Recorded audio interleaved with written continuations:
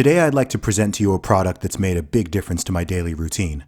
So I recently subscribed to the Morning Navigator newsletter, written by Tony Greer, who is a 30-year veteran trader in the financial markets. I think it's very important to be responsible with your personal finances and investments, and you can't do that without understanding the financial markets. So this is where the Morning Navigator fills in a specific need for me. If you're trying to find actionable trade ideas or just educate yourself about the markets, this publication will do both. Tony is a great writer, so when he ties together themes in global markets every day, he does it in a way that I can understand. The Morning Navigator makes complicated finance topics both easy and entertaining, and that's a service I'm personally happy to pay $55 a month for. Now, if that sounds interesting, you can sign up for a free trial today at tgmacro.com. That is tgmacro.com. If you enjoy the free trial and want to subscribe to the annual plan, then you can get a massive $100 off by using the discount code Zuby at checkout. That is ZUBY to get $100 off an annual plan. I'm telling you, you won't be disappointed. So go check it out, tgmacro.com, and sign up for a free trial today. What's up, ladies and gentlemen, boys and girls around the world? I would like to welcome you back to the Real Talk with Zuby podcast.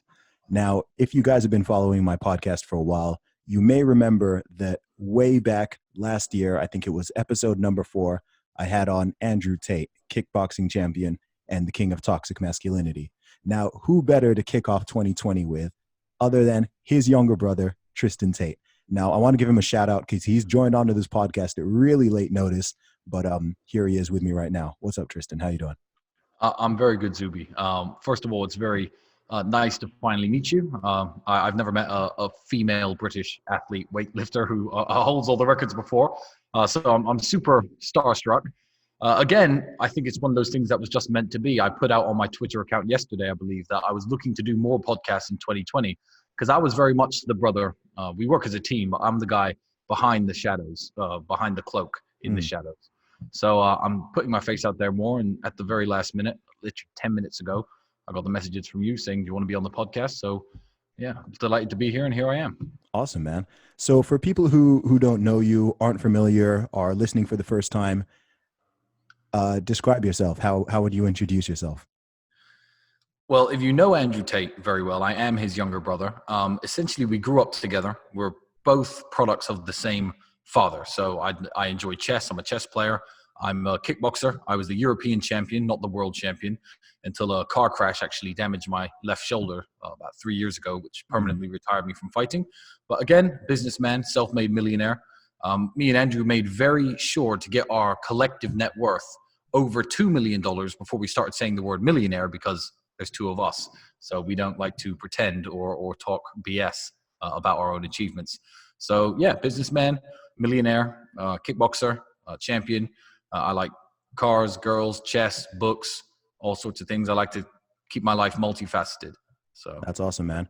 And just before we started rolling, you told me that you're in Romania right now, but you've actually been on the road for the past couple months. So tell us what you've been doing. Yeah, well, I made a miscalculation. I decided when the Romanian winter comes, typically it snows quite heavily and I can't use my cars. So I booked a trip to Dubai on the 5th of November, around about when the winter starts. But it's been an extremely mild winter. It's been 9 or 10 degrees centigrade this entire time, but I still fled my own country, and I do love it here. I was in Dubai for 3 or 4 weeks, I believe. Then I flew over to Austin, Texas to hang out with Alex Jones from InfoWars. Oh, wow. I don't know if your listeners are fans of him or not fans of him, but I'll tell you what, a really, really great guy, eccentric. We sat there, talked history. He was very interested in the history of Romania, which I know very well. I'm not Romanian myself, but I have lived here years. I read books on the history of Romania because I just like to know things. So me and Alex Jones had a really great time. And then I was on my way to England to purchase a new car, but my cousin wanted to join us. So he purchased a second car and then road trip from England to Belgium, Germany, up to Sweden, down to the Czech Republic, over to Slovakia, down to Hungary, and back home to Romania. It took about 2 weeks on the road, but it was a really good experience. And it's very humbling to know that that's the kind of thing that a lot of guys do once in a lifetime, a road trip through Europe in some of the world's nicest cars. And it's something I can do anytime I like, which is, I'm really grateful for that. That's awesome, man. And what was it like meeting Alex Jones? I mean, I was in Austin a couple of months ago, and I was actually invited onto his show, and I was in two minds about it. I wasn't sure. I was like, man, like there are very few people who I would like hesitate to talk to or go on their show or whatever. And kind of on my own part, I didn't really care, but he's like one of the only people, one of the few sort of like big names out there where I was like, ooh, like I don't know, because I don't watch his show. Like he's one of those people, like I've seen little clips of stuff and I do think he's funny. You know, he plays this character. I think it's funny, but I know that he is like, you know, a lot of people are controversial, but he's like considered really controversial. And I was like, he's an eccentric. He's an eccentric. And being on his show, there's always this fear, if I'm associated with Alex Jones, am I going to get banned as well? Exactly. Now, I wasn't on the show, so I just got to hang out with him for dinner. And I'll tell you what, my father was an American. My mother was English. I left the United States when I was 7, so I feel very foreign when I go there. I don't sound like an American. But I am an American in a way. I do want what's best for the country. And love him or hate him, nobody loves the United States more than Alex Jones. Nobody does. He really does. He's a true patriot. He really loves his country, and he has the best of intentions. And I spent the evening having dinner with him. Just a really sharp, funny, smart individual. The only episode, I don't really watch podcasts. The only episode of any real podcast I ever watched go out live was when Joe Rogan had Alex Jones on his show. The second one? The second one after their arguments. So that's the best podcast of all time. Yeah, but what that does show is that Alex Jones is a very well-read, intelligent individual, and that very much comes off when you meet the guy. Yeah. Do you know what? I watched that podcast after I had the opportunity to be on the show, and you know what? If I'd watched it beforehand, I think I would have gone on. Yeah. Because he's one of those people who, like, because I don't really follow him. A lot of what I've heard about him, I mean, this goes for a lot of people. You know, you hear secondhand and third-hand information. And I didn't really have a clear picture. I wasn't in Austin for that long. And so I was like, I didn't really reply. I was like, let me think about it. But then the time kind of ran out. And then a couple weeks later, I actually watched that whole 5-hour podcast or whatever with Rogan and kind of got a better picture of him and where his head's at, where his heart's at and everything. And I was like, you know what, in hindsight, I think I would have done it. Yeah. I got the impression that he puts a lot of energy, his heart and soul into his shows. Oh, yeah. When I met him, he was with his current wife, a producer who works on his show. My brother and I, we sat down, had steaks, and it was not as intense as I thought it would be. Yeah. Andrew was spending time with him in the studio. I was just hanging out at the hotel. Me and my brother, we like to travel together. Security reasons, call it paranoia. And what else am I going to do? Sit here in Bucharest by myself in the snow? So yeah, we like to travel together, but I was just literally meeting him for drinks and dinner after the shows. But my brother was doing it, which is always a slight worry, because if you affiliate yourself with Alex Jones, are you safe? But Andrew's not safe anyway. As you know, he's been banned multiple times. I've been banned because of him, because after he first got banned, we had a joint account and he got me banned. So I'm not even allowed on Twitter. So it's silly, man. I don't, because man, I was really conflicted about it, because I don't want to. I stand very much against this whole, if you talk to somebody who talked to somebody who talked to somebody, that therefore you totally agree with all of their words and actions and everything that they've ever done. Like, I really stand against that whole kind of mentality.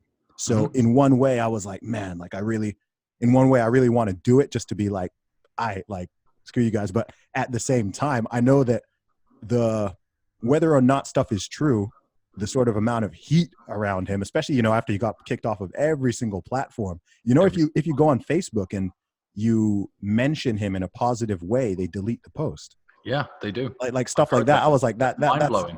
Yeah.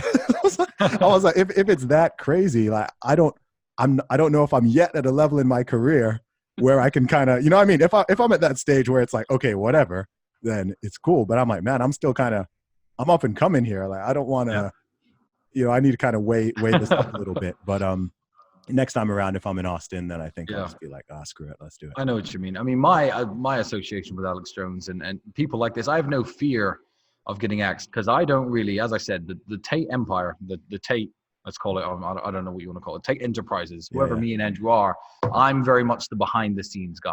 Andrew's the face of the internet side of things. I'm the guy down at the studios and doing everything that we're doing behind the scenes. So I don't care if I get axed. On what are you gonna do? Delete my? I like my Instagram actually. Yeah. I like my Instagram, Yeah. but I need that for various reasons. Yeah, But exactly. besides Instagram, which doesn't host any of my opinions anyway, I don't care what they ask me from. So Yeah, that's the great. thing. It's like, it's not the end of the world getting deplatformed off of something, but we also can't pretend. I mean, in this day and age we live in, I think it's also disingenuous to pretend like it's totally nothing. You know Oh what yeah, I mean? Like if you've got very. a big account with, 100, 30, 20, 50, 100,000 followers, million followers, and you can't reach them and you can't join in and participate in these conversations and stuff, then that's pretty serious. And I do think it was super unfair what they did with him and what they've done with a few other people. I mean, you've got people on Twitter, on Instagram, or what? You've got people who have killed people. You've got people who have raped people. You've Yep. got right? You've got The worst of the worst. Yeah, you've got terrorists on there. You have literally Yeah. terrorists on Facebook and Twitter and stuff. So I'm like, okay, so they're cool. Yeah. This guy said something you disagree with, and so you permanently ban them? Yeah, when my friend Alexander Cortez, I'm not sure how familiar you are with him. Yeah, I know Alex. Yeah, he's a close friend of mine, and when he got banned, I think he actually got banned for inciting violence against pedophiles. yes, Probably the only group in the world that people should collectively incite violence towards with a smile on their face, and everyone should be in agreement. But apparently, that's an orientation now. Where in England and America, not over here. Apparently, that's some sort of orientation now. So you can't even say the level of justice you think should be brought to them, which is mind blowing to me. Yeah. And that's very much a reason me and Andrew couldn't live in the West anymore. I understand why people do live there. I mean, I've only got my mum there, and I'm fortunate enough to be able to fly her out, anytime I want, anytime she has some free time.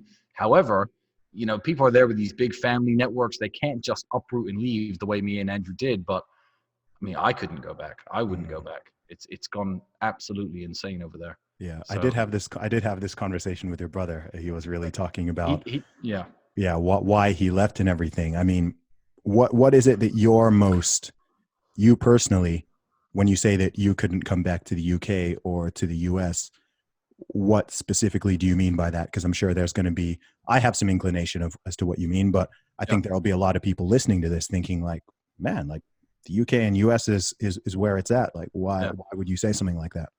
Well, it depends very much on the type of life that you live. Especially now, me and Andrew have a very anti-fragile life. I could be in the UK. I could say anything I wanted, and it couldn't really, I guess, harm what I do business-wise, my main business. But when I left, I decided to leave the UK over 5 years ago when I was, quote unquote, a regular person. I was making, money. I was doing well. However, if I said something people don't like and my boss was contacted, I could lose my job. And that could be something as light as, I think there are only two genders. Nowadays, that's how crazy it's become. Sure. And it's a society where if you aren't completely anti-fragile, if you don't have millions in the bank, and you're detached from the entire system, I mean, they can close down your bank accounts now. You can't even have a bank if you have the wrong opinions. Seen it, yeah. Now, none of that exists it's not just this country. There are plenty of countries. I mean, you lived in Saudi Arabia for a while. I mean, there are countries in the world that simply do not tolerate that kind of thinking. No, but Eastern Europe is slightly different from I guess the Muslim world, because you're free to think whatever you like and nothing is right or wrong. There is no hard force coming down on you for having the wrong opinions, because that was the way it was here up until 30 years ago, and the people remember that, and they don't want it back. And they don't want it back. Yeah, I think that's really interesting. I mean, I'm a big fan of Central and Eastern Europe in general, because I think it's a good sort of happy medium. Do you know what I mean? It's like you've got most of the freedoms and liberties of things of Western Europe and the US and the UK. Yep. But it's not too far gone. You see what I mean? It's like in the UK and US now, like you're saying, it's too far gone that way. And then, of course, someone who grew up in Saudi Arabia, spent time in the Middle East, it's like, okay, that's too far the other way, right? Where it's like you definitely can't say whatever you want there. No, but the things you could say there's only two genders. Yeah, you could say there are two genders. But, which is liberating, I guess, to an American. But you can't say plenty of things. There's plenty of things you can't say. But I think places like Poland, Hungary, Romania, it's like Ukraine, maybe. I haven't been to Ukraine. I've been to the others. Yeah, It's a happy medium. It's not. it is. It really It's is. a bit like how the UK would have been not even that long ago, like maybe 20 years ago, before Yeah, it just went political correctness. too far. Yeah, and it's weird because people call it political correctness, and people say that it's progressive or it's forward thinking or whatever, and it's like it's dragging people back. That's why you have people in Eastern Europe who are looking over it at kind of like, we've Yep. done more, guys. So this isn't the Yeah, they don't want to play the games. They don't want to play the games. They've seen what's happened in the West, and people here can basically, yeah, it's live and let live over here. yeah. That's I guess the reason I wouldn't move back. And to be honest, I'm not such a political guy. I like to know about politics. I understand politics quite well. Mhm. However, I don't care. Yeah. And that's going to sound very naive. I live in Romania. I have an American and a British passport. I don't really care. I like that the elections have been going my way lately, Mhm. but the president of the United States doesn't make a difference to my everyday life. No. And whoever is the prime minister of England doesn't make a difference to my everyday life. So I like it here because it's fun. That is also one other reason. Yeah. It's fun. It's more fun than London and Bucharest. I like it here. That's, I guess, one of the big selling points. I'm not going to pretend it's all political. Yeah. I'm not hiding out in some strange Cold War. I mean, people who haven't been to Romania, I don't know what they think it's like here. Yeah. I'm not hiding out in some weird hovel to try to escape, civilization, because here you're free to say what you want. It's really fun here. Great bars, great restaurants, great people, great women. So I've been. I'm very happy over here. I have been. Yeah. Yeah, no, it's a cool place. I mean, here's a question. I mean, I have my own theory on this. Why do you think it is that the UK and US in particular? I mean, I think it's the Anglosphere. It seems like the English speaking Western world seems to be suffering from some kind of virus, some sort of mind virus over the past decade or so. And why do you think that is? My father described this. I had this conversation with my father about 11 or 12 years ago on the subject of gay marriage. In fact, that was the subject. And he called it the wedge. He said, people are always going to be so unhappy. You have to watch out for the wedge. I didn't really know what he meant. I was arguing with him for gay marriage. I was very much pro-gay marriage. And I was speaking with him saying, no, Dad, it's fine. Let them get married. It's about, inheritance and, visitation in hospital because they're not family members. I was giving all the normal, completely logical arguments. I have gay friends and neighbors. And he said, no, Tristan, you don't understand. It's the wedge. Once they drive the wedge in, there's always going to be someone, not all gay people, not all people with that agenda. There's always going to be someone who's going to try and hammer that wedge further and further and further. And if you give it an inch, they're going to take a mile. Now, I don't know if that's necessarily true, but I think especially with the internet, a minority of people can be so loud and so hateful and so vicious and so violent, they can drive the wedge in just with very small numbers. I don't believe the gay community as a whole is trying to promote drag queen story hour. The gay community as a whole is not trying to promote that. They're really not. No. However, the people who are on that side are so vicious and so aggressive and so loud, and that's their whole universe. Anyone who speaks up about it is getting attacked on Twitter. I bet in the United States, it's fewer than 2,000 people. That's how small I think it is. But I think the internet has really given the power of the crazies to drive the wedge in, when that may not be how society as a whole even sees things. And why do you think that people are such cowards to stand up to it? Well, I think people used to stand up to it a lot more. Now, I don't even talk politics on my Twitter. Yeah. I don't really. I'll retweet a few of the things the president says, but I don't get necessarily too political on social media because they'll just shut me down. They'll just ban you.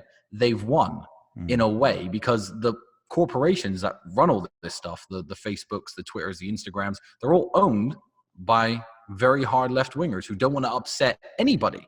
Yeah. I think it was very ironic recently how J.K. Rowling stood up quite rightfully and said, that's too far. She said that men are women and women. That's too far. She shouldn't have been fired. And she started getting attacked. By who? Not by me, not by you, by people on her own team.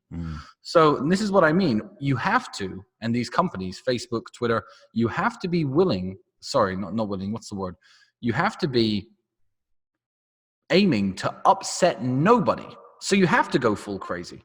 If you don't go full crazy, someone's going to get upset and someone's going to take you to court and report you for hate crimes. And that's the way it is. So they have kind of won. They do control the narrative, especially right now.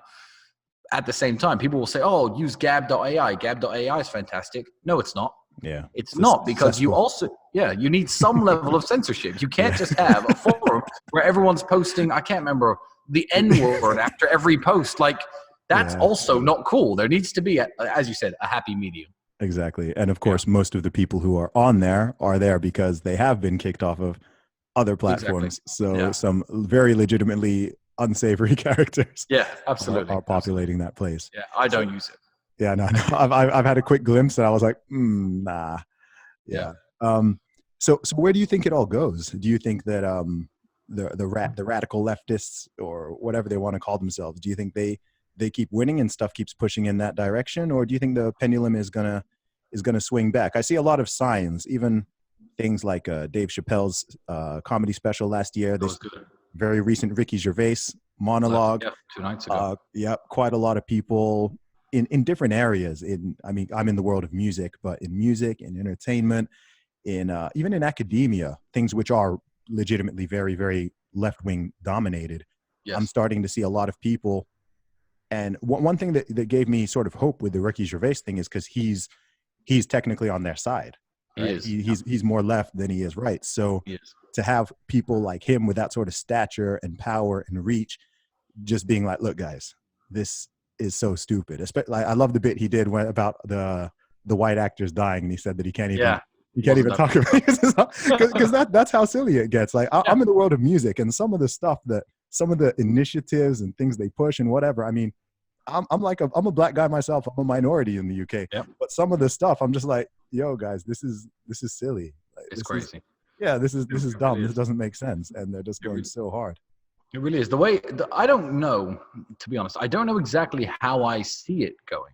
I know how it's going here because I live here.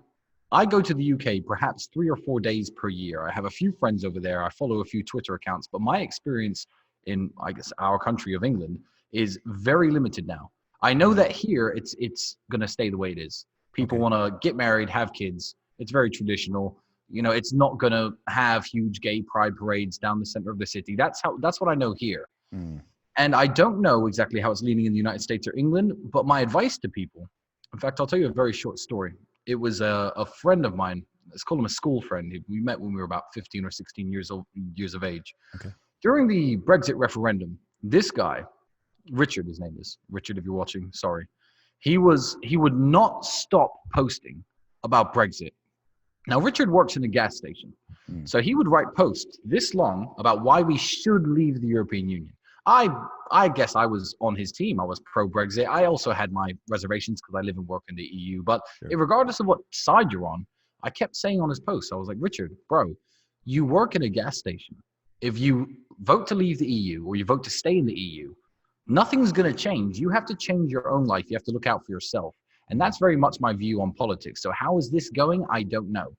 But I'm becoming richer. I'm becoming less fragile. I'm setting up my homestead and I'm doing well for myself. So which way it goes, I don't care because I can move to China if I need to. Oh, not China, but somewhere else. And Richard, last time I checked, he still works in a gas station, I believe. He got his vote. He got what he wanted. And it was 2 years ago. I just picked up my I think it was my first Lamborghini Huracan. Nice. And I stopped at the same gas station in Luton where Richard worked, and there he still was. So he didn't heed my warning. And there are a lot of Richards out there. So, you know, if you haven't got your life together fully, don't worry. This is advice for people at home. Don't worry too much about, is this happening politically? Is that happening politically? Yeah. You know, are you and your people eating well? Yeah. You know, can you take care of your kids? Can you take care of your parents? That's more important than any political question in my opinion. That's my attitude. No, that I preach the same thing, man. I tell people, look, if your life has gotten a lot worse since 2016, then it's not because of Trump and it's not because of Brexit. Exactly. If it's gotten better, not at all. It's also not because of Trump and it's not because of Brexit. You know, there's nobody you're going to vote for that's going to turn a winner into a loser or a loser into a winner. Yep, you're right. So, I mean, with me, I get dragged into a lot of political conversations, but I'm someone who's actually more interested in like culture and society than I am directly with politics. Like if you ask me the need, like I probably couldn't name more than 10 Labour or Conservative MPs in the UK. You know, I don't follow what's going on. Of course, I see the big stuff like the elections, but I'm more interested in sort of the the cultural and societal aspects. So when I talk politics, it's normally more like that level. Like Because the crime in London. yeah, I think that's the stuff that affects people, or what we've Yeah. been saying, the kind of silencing of speech and Mhm. things like that. To me, that's more cultural. It's sort of political, but it's not, oh, what's the best policy for such and such. It's like, well, Yeah. I don't know. No one's going to help fix Yeah, this. man. They are private companies. I mean, people in America can refuse to bake wedding cakes. I guess they can refuse to let me use their Facebook accounts. It's Mhm. it's the way it is. So Yeah. yeah, So I don't know. let's run it back a little bit, man. So I had this conversation with your brother when he was on my podcast last year, and just finding out a little bit more about your life story. So I assume, of course, being Andrew's brother, it follows some similar trajectory. But can you just tell us a little bit more about your growing up and what led you to the stage you're at now? Yeah, well, the best thing that ever happened to me, I guess, is going to sound crazy, was my parents' divorce. If I still I come from a very small town. I lived in a place called Goshen in Indiana. Mm. And I always laugh because I did sales jobs in the past. If I still lived in Goshen, I'd be a redneck with a cowboy hat selling Hummers or something off the Hummer lot. I don't know where I'd be. Yeah. Maybe in jail, maybe worse. Mm. But the fact that my parents got divorced, my father had lost his career in the military a few years prior. So my mother on her own couldn't afford health insurance for any of her kids. So the logical solution as a British citizen was to move back to England. Mm-hmm. And my grandmother, my mother's mother, was actually quite the racist. So my father was your complexion. My father, I know people can't tell, but I've got the big lips and the dark eyes and a few other things that the Romanian women tend to appreciate. But my mother's mother was quite the racist. So she didn't want us staying with her. So we lived in a homeless shelter for a while, 2 years. I used to have to go to school, lie to kids about where I lived. I'd stay at their house, and they'd say, I'll stay at your house next week. And my mom would have to talk to their mom. So I'm very much in touch with what it feels like to be broke. From there into a council house. Me and Andrew were raised on a council estate. My mom was good though. Made sure we had 3 steady meals a day. Our clothes were clean. She made sure we did our homework. We always did well in school.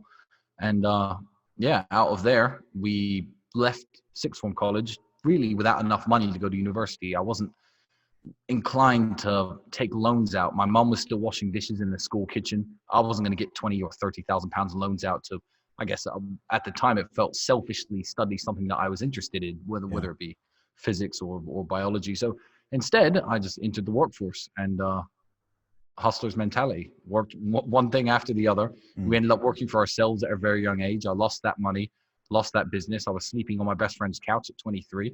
Okay. And here I am, 31 now. I'm net worth, I don't know, 2 and a bit. Yeah. At least Nice. for myself, which is not bad, considering my life story. But my life's been very interesting. That's cool, man. So can you tell us a little bit more about that? Because of course you're gonna have people listening who are going, "Oh wait, how did he do that?" He just said like, "I just went from 23 to 31 like that." So what can you talk us a little bit through? What that was like and what you did. Yeah, well, career path. Mine and my brother's big break. I'm not going to go into too many details because I like to keep your podcast nice and clean. Mine and my brother's big break is when we started working in, I guess, let's call it adult entertainment. Okay. Not personally, but we would set up live broadcast studios where models would talk to dudes on the internet, strip, flirt with them, talk to them, listen to their problems. It's essentially like a strip club, but with a webcam and a model there instead of a pole in the middle and a bunch of dudes sitting around the outside. Okay. But it's much more lucrative because in the typical, I guess, burlesque club or lap dance club, a girl can only have 8 dudes surrounding her at once. Some of my models will have 900, 1,000, 1,500 men at any one time, all throwing money in the pot. So my brother discovered this actually when he was dating a girl who was kind of doing this on the side. And one of the most telling points of mine and Andrew's life is at the time he was just fighting. He was training, fighting, bringing in some money that way. I got paid almost peanuts for my fights because I was a much lower level. But I was working. I was working as a salesperson for a company that sold conservatory roof insulation. Okay. Nonsense job. But I was bringing home at the time. Yeah, it was in the UK. Okay. It's in the UK. The company was based in Milton Keynes. Okay. And I was making between 1,000 and 1,500 British pounds every week. Okay. I was the company's top salesman. I was working 7 days a week, 12 hours a day. And one of the most telling points in my life, in mine and Andrew's, I guess, origin story, is Andrew turned around to me one day when I got home and he said, bro, I'm just going to start selling for insulated conservatories. I'm going to get your job. We'll combine our money. We'll be on £3,000 a week. It's not bad. I looked at him in the eye. I said, Andrew, you can't do that. You can't accept that job. You can't come work for my company, because once you do, then that's who we're going to be. You've got to think of something better. You do your training, you do your fighting, you're exhausted all day. Take the time, spend the day thinking, researching, and find something better. I'm going to go and make the money. I'm going to make sure that our heads stay above water. And that's one of the most important decisions we ever made. Wow. One of the most important decisions we ever made. Andrew started his first, from the flat we were in, he started running his first 1 or 2 webcam models. We ended up having 75 members of staff at my largest. Wow. That's scaled down now because I'm doing some other things, much cleaner, nicer things, opening gambling casinos, that kind of stuff. Still, I guess, playing on vices, but that was our big break. And if I had let Andrew come to work at my company, we wouldn't be here today. You would have been the Tate conservative sales specialist or something like that. Yeah, it was okay. I mean, I had a Range Rover at the time on finance. I was doing okay for a guy. I was 24 and a half at the time, bringing home 60, 65 a year. It wasn't bad, but it wasn't this. I got you. So I'm very grateful that I told Andrew to stay home and do his research. Yeah, man. And I guess his research was meeting up with hot chicks. Because he heard about it from some woman on the side, and I think the conversation he had with her was, "Oh, so you work at home?" And she goes, "No, I work at a studio." He said, "Why would you work at a studio?" She goes, "Oh, I've got my kid at home, and my parents are at home, and the studio's got the best equipment and the best setup." And it just, a light bulb went off in Andrew's head. I came home from work one day. He said, "Tristan, something amazing's happened." I said, "What's happened?" He goes, "I've made £360. I said, "No, you haven't. I've made £200 today. I made one sale. You haven't made £360. He shows me it on the screen. Yeah. It's like, well, and they just send that to your bank? He goes, yeah, they send it to the bank. And that was the eureka moment. I quit my job a week later. Got it. And when did you decide to make the move to Romania? Well, the move to Romania was actually not based on, the internet speeds here are great. There's lots of beautiful girls here. Great. It was not based on work at all. I was commentating for a fight federation out here, an MMA fight federation. I took the first job last minute, as I did with this podcast. We flew over to Romania. My mind was blown. Whatever image some people have of Romania is completely wrong. Especially in the UK, they'll have Romanian friends and colleagues who will say, Romania is terrible. But you have to understand that if people from Britain could move to another country for higher wages, it wouldn't be the Londoners or the bankers or the people from Birmingham. It would be the people from, I hope I'm not offending anyone, the Wirral, Scunthorpe, Grimsby. Those would be the people who go, the Jeremy Kyle crowd. So the Romanians you meet who don't like this country haven't actually really seen it. My mind was blown. There were Rolls Royces, Ferraris, Lamborghinis everywhere. There's a lot of money here that isn't listed in any bank index. So, the GDP per capita doesn't reflect the amount of wealth here. Yeah. So we took this gig for flights and hotel only, no money, just so me and Andrew could have regular vacations. We come out here and do our commentating. We invested in some property out here. We made some very good friends, very good contacts out here. And one time in England, we were just thinking, when's our next trip to Romania? England, I was living in Hitchin in Hertfordshire, boring town. Yeah, very. I thought, what am I doing here? Why don't I just leave? And I left. That's cool. So you've been in Romania for how long now? 4 years now. 4 years. Yeah, that's nice. my home. Yeah. And I think when I went to Romania first, I think I've been there once. I think I went about 2015 or so, 2015, just to Bucharest. But it's a great city. Like I said, I'm a big fan of Central and Eastern Europe. And then, things like living costs and what you actually get for your money and all that. It's just, it makes a lot of sense for people, especially if you are able to earn money like online or elsewhere. Because I know with a lot of those people, of course, if you're a local, then the economy might not be so great for you in terms of how much people earn and everything. But if you take an income from the UK or an income from the US and you go out to Romania or Bulgaria or Serbia or somewhere like that, like even if you're not super rich, like you can be living pretty nice out there. Yeah, you can. You really can. An example of there was the local Romanian news actually covered me purchasing this house here. I'm renovating it right now. I've got my own cigar lounge in the house. If I put this house anywhere in central London, 25 million, 30 million, like an amount I wouldn't be able to pay. But it was under one. So there we go. Much easier. Yeah, That's I do cool, like it man. out here. Awesome, man. And another thing, a lot of Americans are very fragile in the way that every penny they make is watched and studied. And if you're foreign living in Romania, they don't care about your tax affairs. You don't owe them money. Whereas Americans think that you owe them money if you're an American citizen, regardless of where in the world you are. Gotcha. Which is, it's something very interesting. With Andrew's War Room, the organization he runs, he's now, the initial casinos we've opened are making money and doing very well. He's offering a chance for our American guys to buy into casinos here in Eastern Europe and to get paid in Bitcoin. So the fact that I only have to pay the Romanian government a little bit of tax for running these businesses here, and I can send Bitcoin over to the United States. So he's offering this, outside of, let's not tell everybody. Yeah, fair enough. But it's it's a good system here. If you know the right people, you can do pretty much anything you want. So yeah, that's cool, man. Anyway. And tell us a little bit more about your fight career, because we haven't touched on that at all. Tristan the Talisman Tate. Now, I'm happy to admit, I'm a self-made man in my own right. But in kickboxing, we were known as the Tate brothers worldwide because of Andrew. Andrew was a better kickboxer than me. You can see my nose leans slightly to this side. I've suffered 3 breaks, broken ribs, broken hands, broken toes.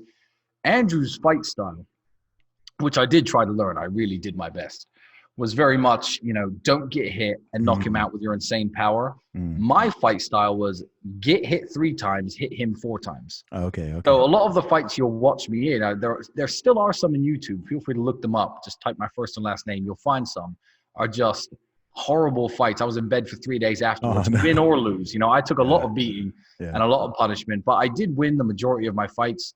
I had won the European title, the ISKA European title, and I was training for a defense of that title when a taxi here in Romania crashed off of a cliff and damaged my shoulder. So that's me done. You were in the taxi?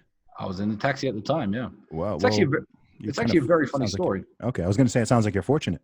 No, I mean, unfortunate and fortunate. Yeah. I always say, Jesus made me crash. And the reason is, quite literally, Jesus did make me crash. So if you've ever been to an Orthodox Christian country, you've been here. They have little pictures of Jesus all over their taxi cab. Yeah. This old man, bless him, is driving towards a really sharp left turn with a steep embankment.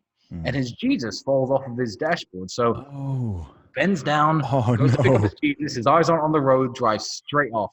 He was 2 weeks in intensive care. Wow. I got out, I took a selfie. It's on my Instagram somewhere. I had a cut up face and cut up hands. The scars are still visible on my knuckles. And my left shoulder was just ripped out of place. Wow. Now that I do have some money, when I was in Dubai last month, I went to see the physiotherapist who looks after Roger Federer, the best guy in the business, like $600 an hour to see him. And he just told me, he said, how did you do this? I said, well, car crash. He said, well, now essentially his words were, my muscle, my frame, my size is what's holding my shoulder in place because my shoulder isn't holding my shoulder in place. So that's just the way it is. But it's okay. I'm a very able-bodied guy, all sorts of push-ups. I train all the time. I just couldn't afford to fight professionally because if I missed a left hook with full intent and my arm came out, I'd be, I'd lose the fight instantly. And I'm not going to give anyone that glory of beating me because of some nonsense. So I just train. I keep myself fit. I can still fight, but the fight training is too much, bro. Yeah, that's fair enough, man. It doesn't sound like something that you'd want to do super long term anyway, man. So it seems like one of those things, get in, get it done, and get out. Well, it's a blessing. Yeah. It's a blessing in this way that my brother, as well as most fighters who do end their careers voluntarily and retire on top, they're conflicted. Should I fight again? Should I not fight again? Andrew's now got everything he ever used to fight for, but he still has this inner fire. He still wants to get in the ring. He still wants to do it. Me, I can't. So I don't have the conflicted personality. I'm happy to chill, do my push-ups every morning, go on a date, drive my car around in a bikini. Yeah. So I don't have that conflict. So I think that is the blessing of the car crash. And there's a silver lining to anything, to everything. Absolutely, man.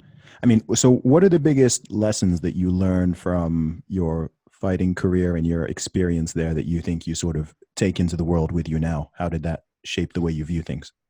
I wouldn't necessarily call it call it experience or lessons. Your fight career teaches how fragile people are, how people who aren't particularly big might know something that you don't. It keeps you out of trouble. I've used violence 3 times in my adult life. 3. Yeah. Coming from Luton, where everyone is having street fights all the time. And Luton people typically left me alone. But, I just don't mess with people, and I don't let people mess with me. But I just completely stay out of conflict. If someone not in Romania, because in Romania, I've got in Romania, no one messes with me anyway. But if I'm on vacation somewhere in Spain and some guys are getting mouthy, I'll smile, I'll take a sip of my drink, I'll turn and leave the bar. I don't care, And I think that's something that comes from fighting, because I don't have anything to prove. Yeah. That guy doesn't have title belts hanging on his wall. I do. I've got the battle scars. I've got the broken nose. Could I beat him up? Sure. And then 3 years in a Spanish jail for what? Yeah. It's for funny. A night that no one's ever going to remember. Yeah. It's mad. I said something on Twitter the other day, which was a couple weeks ago. I think some people implicitly understood it, but I think some people didn't. And I said something about how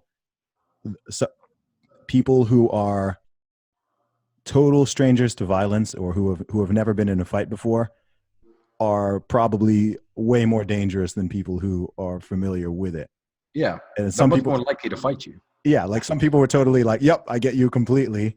And other people are like, huh? Like, what are you talking about? And I'm like, look, if people don't understand I've never had a fighting career or something, but I went to boarding school for 7 years, all boys boarding school, like people scrap. So it's like, and then of course, as you get older and you get stronger and you understand the potential consequences, both for you and also for other people, you understand, okay, it's not worth, there are very few things that it's worth escalating up to that level for, because just not worth it.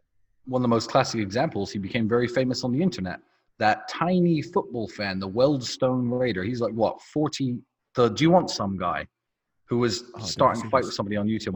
I'm not sure if you remember it. He looked glasses. He's about 50 kilograms of a man. He went viral all across the UK by offering to fight somebody at a football ground. It was hilarious, of course, but he clearly has done no physical training in his whole life. He's not an imposing guy. He's not sizable. He doesn't quite understand what could happen to him, like if he gets into an altercation. I'm not going to harp on about it because you haven't seen the clip, but a lot of people at home will know exactly who I'm talking about.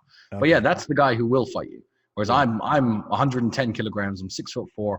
I'm not going to start a fight on anybody. Yeah. So I may be intimidating to the smaller guys around, but there's no chance that unprompted I'm ever going to start a physical confrontation. So yeah, that's cool. So I completely get your tweet. I do get it.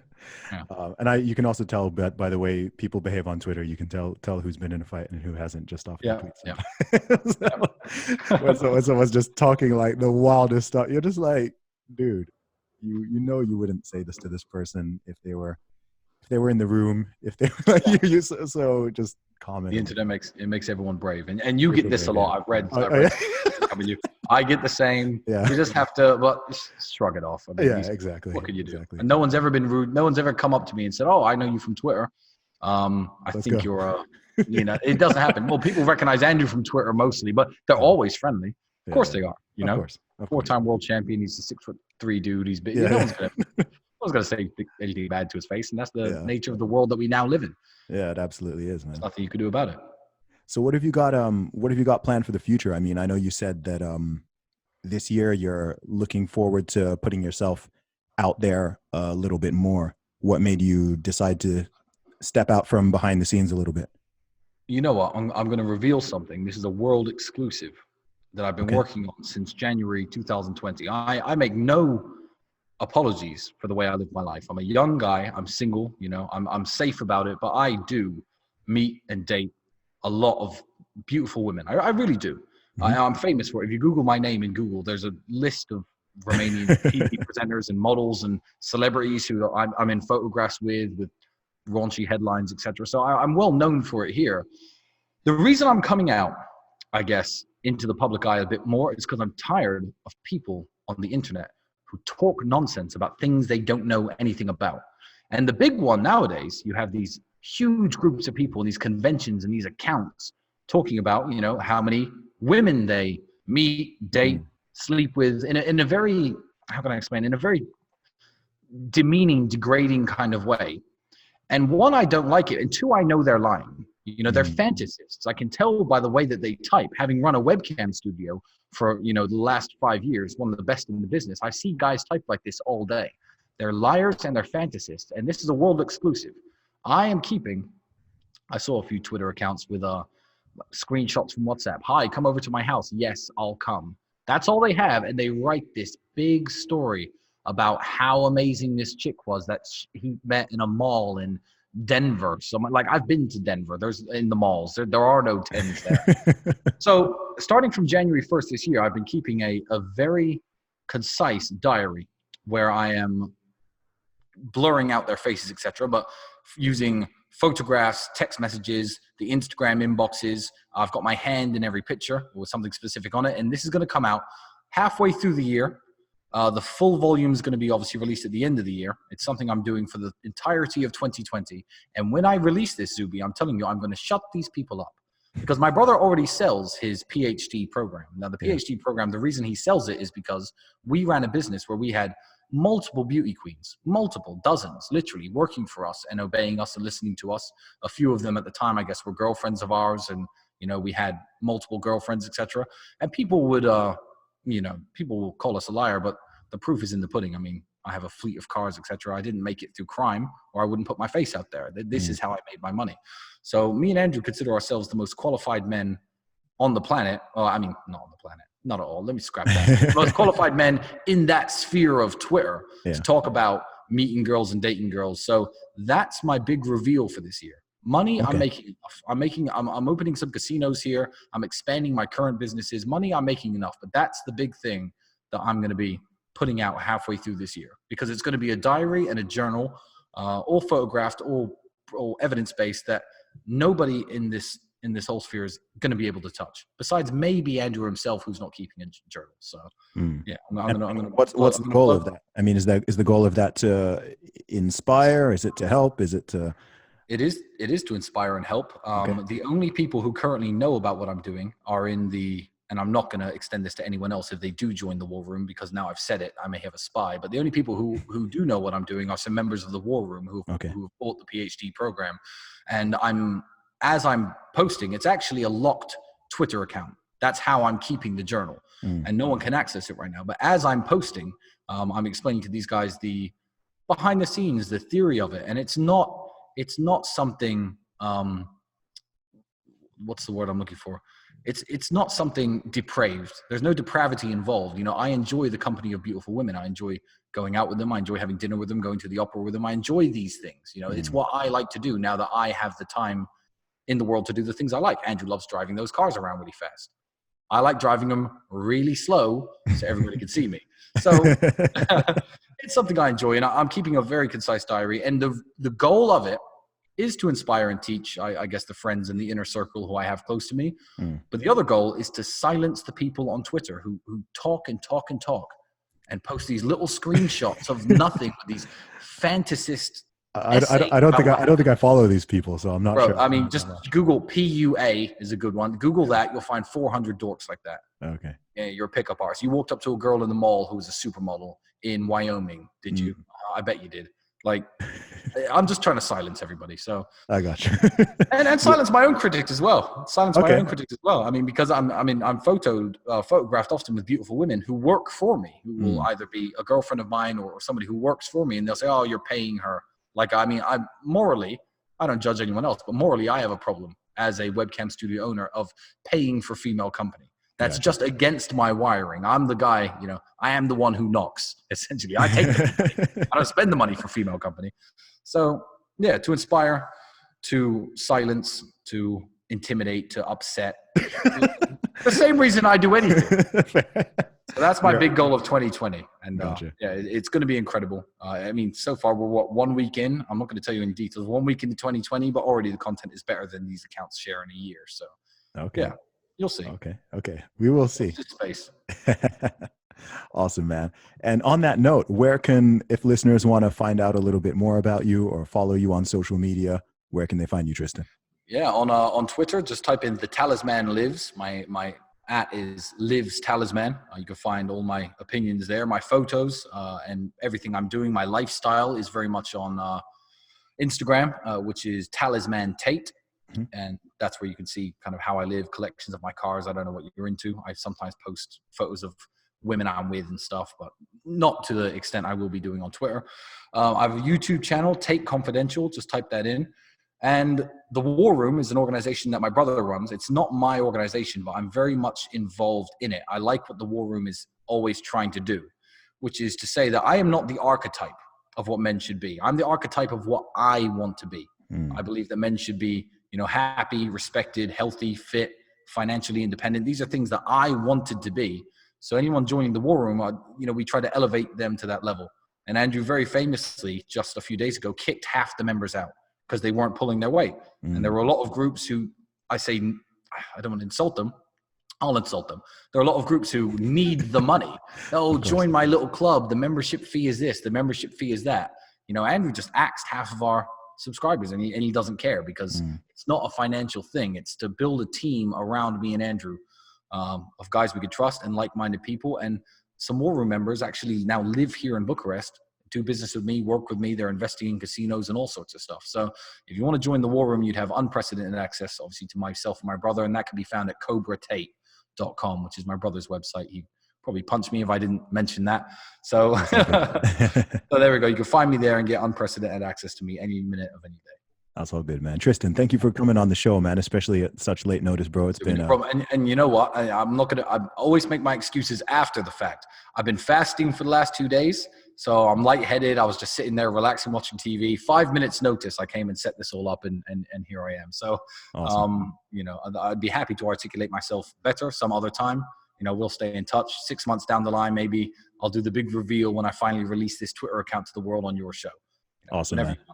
I appreciate it, bro. Thank you so much, man. Have a good day.